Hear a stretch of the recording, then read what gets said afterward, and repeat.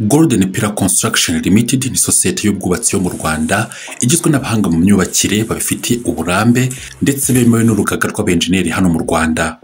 Muri Golden Pillar Construction Limited tubafasha gushaka ibyangombwa byo kubaka ndetse tukanabubakira. Dukora imbata z'amazu, turasana tukanavugurura inyubako ndetse tugatanga n'izindi serivisi zitandukanye z'ubwubatsi. Golden Pillar Construction Limited turizewe kuko ubunyamwuga, ubunyangamugayo n'umurava nibyo bituranga. Uramutse uba mu mahanga ushaka inzu nziza igezweho ariko warabuze umuntu wakwizera, watwegera tukagufasha. Tuzabigukorera guhera mu itegurwa ry'umushinga kugeza mu kubaka inzu mpaka turangije finissage, ubundi tukumurikira inzu yawe yuzuye neza nk'uko wabitekerezaga. Ibi bikorwa byose tubikorera mu mujyi wa Kigali ndetse no mu tundi turere twose tugize igihugu cyacu.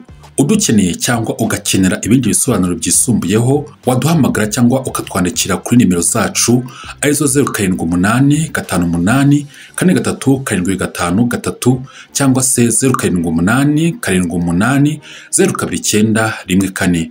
Izi nimero wazisanga no kuri WhatsApp.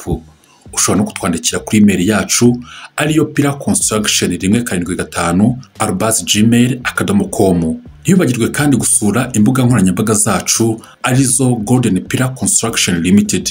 Ushobora kandi kudusura aho dukorera ku biro byacu mu mujyi wa Kigali. Golden Pillar Construction Limited, from plans to perfections.